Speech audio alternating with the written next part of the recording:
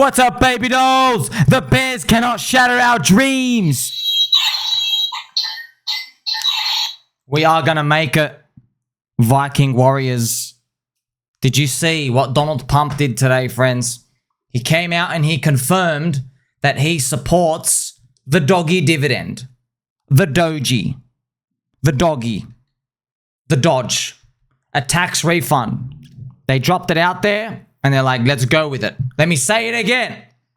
So an estimate is $5,000. I don't want to put the exact number out just in case there's a hopium collapse, but they've done a lot of digging. I've been reporting it on you with Elon Musk's DOGE, looking at all the corruption, all the politicians. I mean, they've been giving $20 million to go research male circumcision. Like just this weird stuff.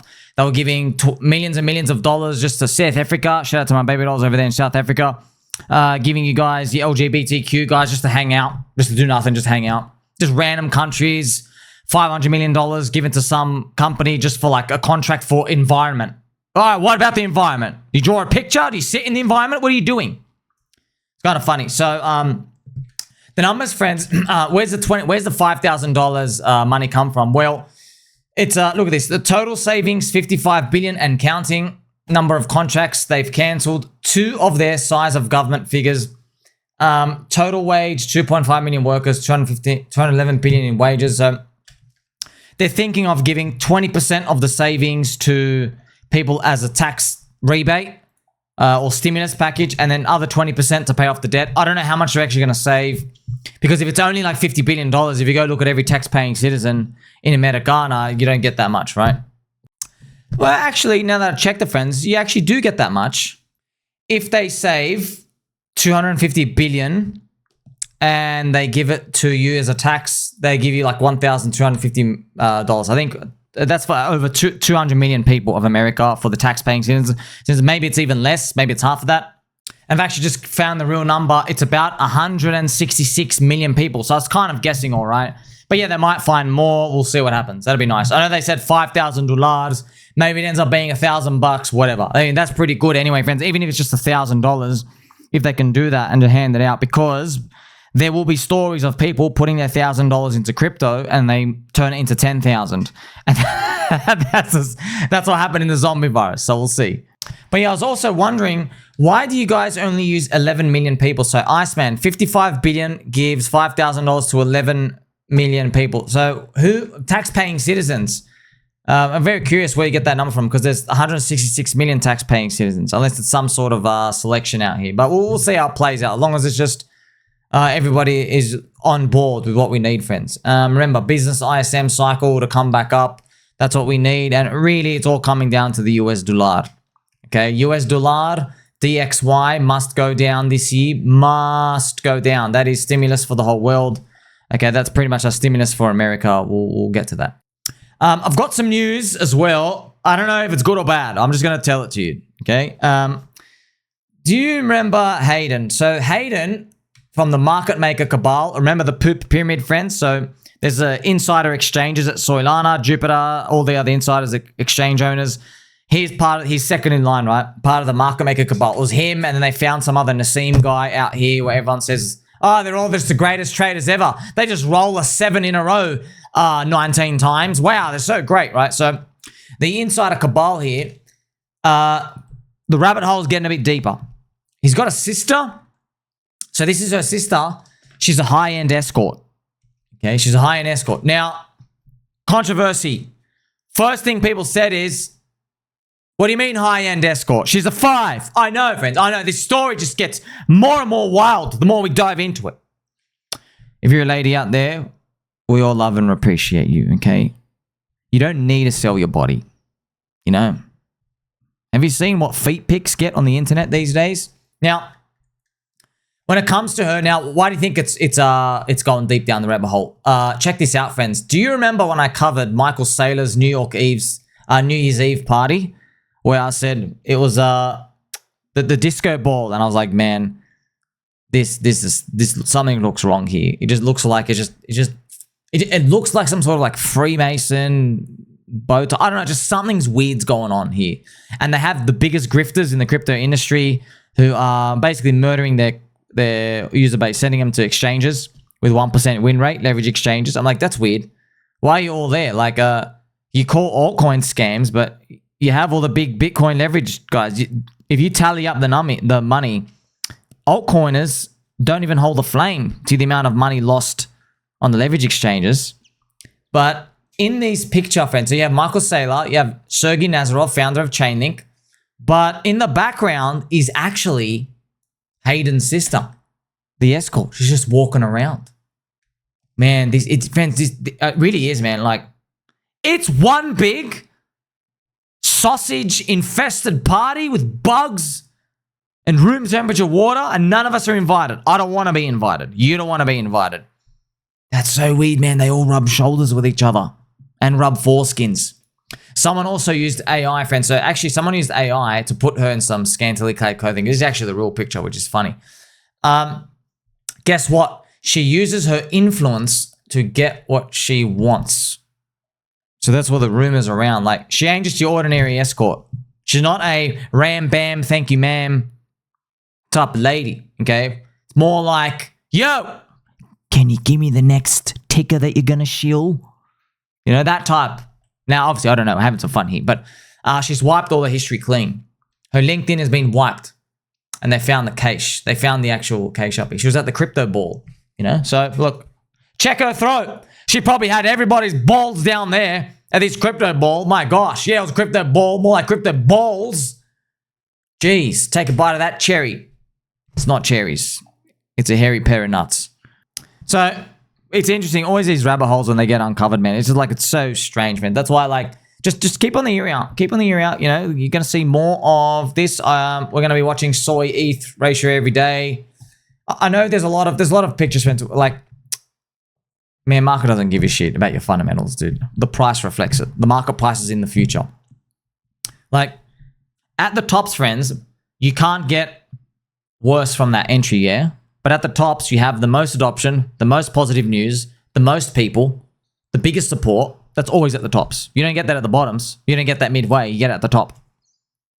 Okay, so that's just something to think about, and we'll be covering it. Now, I just want to show you this as well. Remember I showed you the business ISM cycle, friends? So see that green arrow? That's actually where Richard bought Ethereum. Okay, so what I've done is I just want to show you Richard Hart's Ethereum trade that is offside on. I want you to see this from a different perspective. Okay, because what everyone sees is they just see this box where they see he's down 27%, right? Down 150 million. That's what everyone sees. They go, oh, it's like that. But I want you to just learn some lessons from this. So the business ISM cycle had the worst reading in like years, like 50 years or something, right? Even the longest. 26 months, pretty much below 50. 26. In the last cycle, we had 11. In the cycle before that, we had 10. So we did like 9 months, 10 months, 11 months, and now we had 26 months. Wow. Richard bought at around month 15. At around month 15 to 18. So that's another way to look at it, right?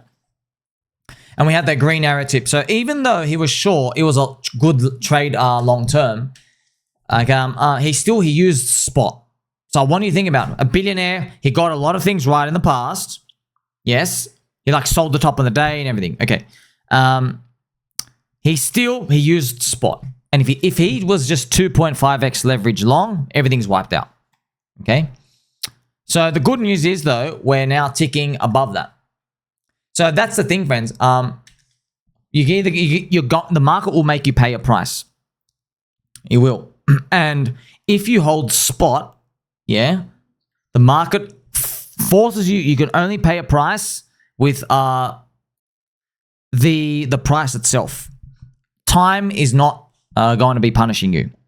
If you're using leverage, what is leverage? You're borrowing other people's money. There is a time rate of money used on it as well, yeah? You're borrowing other people's money, they get that time. So now time's working against you. So now you've got to fight the price and you've got to fight time. You have two variables to worry about. That's why leverage trading wipes a lot of people. If you're doing spot trading, you remove half of the cancer. You remove the time element. You just got to worry about the price. And you know they're printing money in the background, and you know the business cycle is going to eventually take you up. Now, you don't really know, but yes, I mean, like this time's not going to be different, okay? Do you see the advantage here? That's why spot traders crush it over the long term. Spot, holding, long term, no leverage, okay? That's why they win. See, does it make sense now? Yes, it does. I want to give you a life lesson. I spent a few years buying and flipping NFTs to help my mum pay some money off her mortgage. Worked my way up from £200 to 20k. I gave her the money only to find out she didn't use it for that and practically wasted it. Her response, it was free money anywhere. So life lesson, friends, don't blow your precious money, okay? Look, I don't get who you're talking about. I'll just the truth, okay? If you give money to poor people, they will show you why they're poor, okay? If you give money to people who are not retired, they will do something with the money that shows you exactly why they haven't retired yet. They will go consume. Remember, if you spend money, there's only two places you can spend it in a label. There's consumption, C, or there's investment, I. Okay? Remember, friends, there's C or I. C or I. Okay, everyone in the world, though, goes for C. 99% of people. Yeah, we are in the I. Investment. Okay? C is, I want the dopamine hit now. Investment is, I want the dopamine hit later. Delay gratification. You get it? If you hand money out, most people don't invest it. I invest it, you invest it, most people don't. I want to give you a very quick update as well, friends. Remember, pDAI, PulseChain is still cranking. We have an update from Decentralized Me. He's done a marketing wallet update. He's actually got these different logos, actually pretty cool. They've made these. He's got like this Excel sheet out here.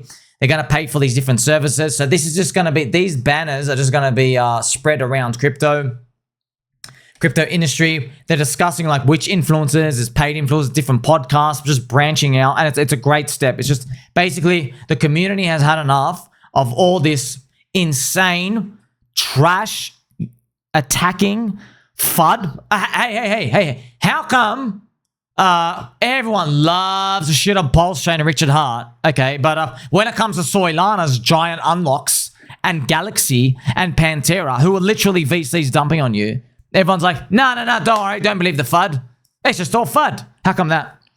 How come when it comes to adoption and everything else, how come PulseChain is literally hard to reach, a hidden gem, gate-kept, plenty of positive things that haven't happened to it yet, okay? How come that's spun as a negative? Whereas on Soylana, you literally just had the biggest JPEG casino scandal we've had in crypto history, where literally the exchanges were caught rigging it against everybody with the LA Vape Cabal and the Prostitute Cabal out here. Everyone's like, no, don't believe the FUD.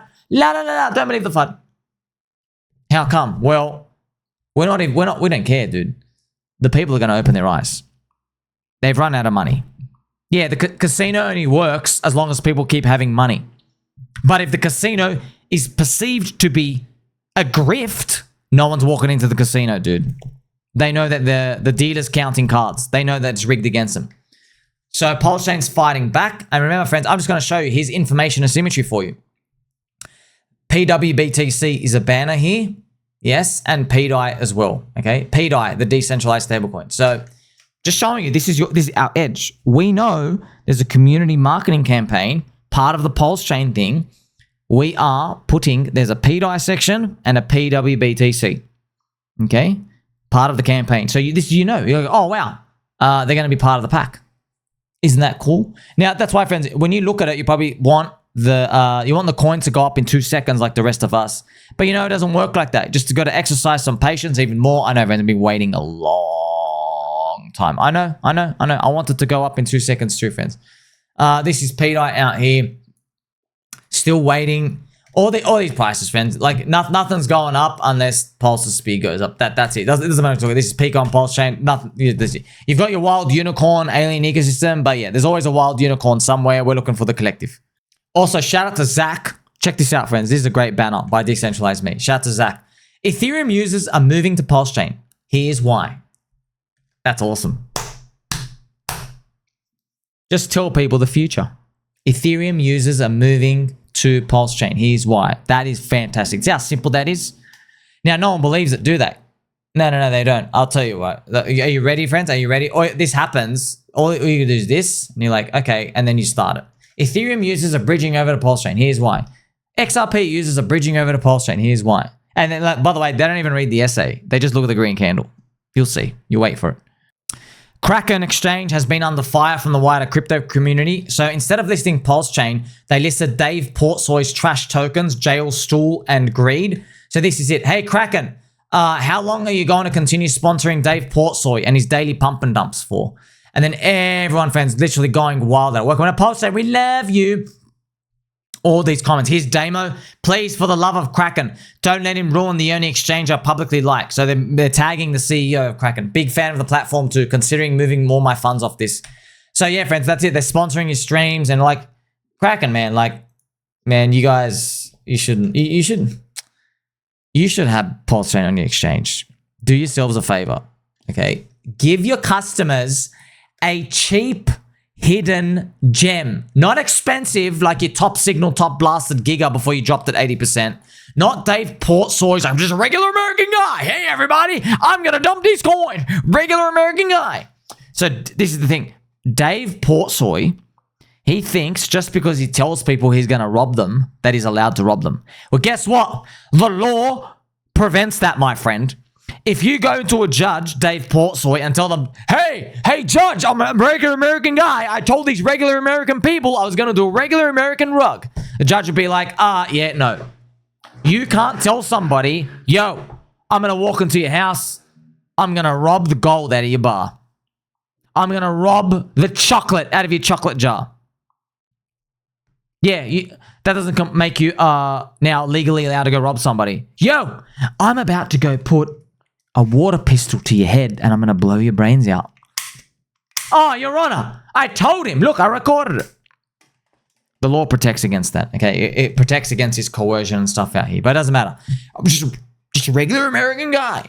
Just doing regular American rugs here. By the way, if you lost money on Dave PortSoy's third token named Greed, why did you go and buy his fifth token called Greed 2? I want to know who are these people? Because I want to speak to someone. I want to sit him down like, bro, did you really think you were going to make it on a token named Greed 2 coming from just a regular American guy? Also, the world's catching on. Dave PortSoy's his edge as a KOL is to pretend that he's dumb when really he's doing evil, conniving things in the background. By the way, he admitted to insider trading and stuff. Look, I know I've been saying it's crime season, and Stool Presidente Dave PortSoy completed the pump and dump of Greed, selling 35% of supply in 2 hours after creating it and 20 tweets deep. He claimed to put all the proceeds into Jail Stool, which he said he won't sell until 1 billion. Jail's still up on the hour, but still down bad. He's deliberately making a mockery of meme coins. You think it's warranted or over the counter? Top out of line. Look at all the coins here. Rug. Hey, Kraken, the 47-year-old man-child, Dave PortSoy, has shilled these tokens to his audience in the last week. I will not recommend Kraken to anyone. Like, yeah, man, just... You know what? There's a silver lining, okay? I believe everything happens for a reason. The industry, day by day, is waking up to the exchange cabal. They're realizing these exchanges are really gatekeepers. And now everybody is realizing they're all being gatekept.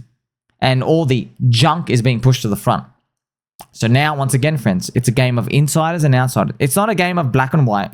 People's skin. It's not a game of this country, that country. It's not a game or a war between that, friends. Blue, red, no. It's insiders and outsiders. This is my friend Aaron, and he's pretty cool. This casino can't actually win for me. Duh. The more people that go to Soylana, it's great for me because you make so many Coinfessions Rekt content posts for me. It's very entertaining. Thank you. But you don't have to be a cuck for your whole life. Okay, so I don't mind. You want to keep doing that? You're going to learn, by the way. It's a self-correcting problem, as Kobe says. The price of the coins will go low enough to make you realize you're all poor, and then you'll have to adapt to a new market condition. How retardio are you, dude? The exchanges were in on it. We already knew the KOLs were on it. Like, that was obvious. Now you got a choice, though, okay? Do you sit there and take it, or you put on your mog glasses, you stand up and say, today is the last day I'm going to be a little bitch. Thank you very much. Couldn't have said it better myself. You see that, friends? Interesting. The Soylana Exchange Cabal. You know, It makes you think, doesn't it? Why list Dave PortSoy stuff? He's just done 4 rugs in a day. Just a regular guy. They're not innocent, friends. They're not innocent. That's why, like, I keep reporting to you, it's good news, right? Like, Rabby's gonna get the bridge on their wallet for PulseChain. That's why I keep showing you, like, we're taking things in our own hands. Instead of going to the exchanges and paying the $2 million bribe where they're like, hey, you know, a regular American guy didn't give us a bribe. Instead of going that route, we're like, no, let's go to the wallet, guys. In fact, let's build our own wallet. We do have our own wallet. Shout out to brother KG. Internet money. We actually built our own wallet. They don't have it on these other changements. They just don't. Their idea of winning is, let's give the exchange a lot of tokens and let's pay KOL so we can dump this cycle. That's their idea of winning. That's not our idea of winning. That's cuckery to me. Special UFO stuff, friends. Do you remember the MH370 from Ashton? Well, there's been some developments. I need to make a whole new video. Well, just to give you a quick snippet. I made a whole video on Edward C Lin.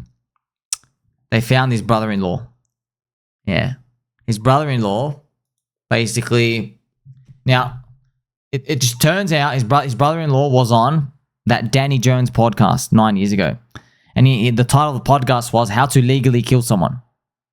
So weird, man. Like, sometimes I'm like, man, this simulation, whoa. We'll see how it plays out. Like, subscribe, bell button, or catch you soon.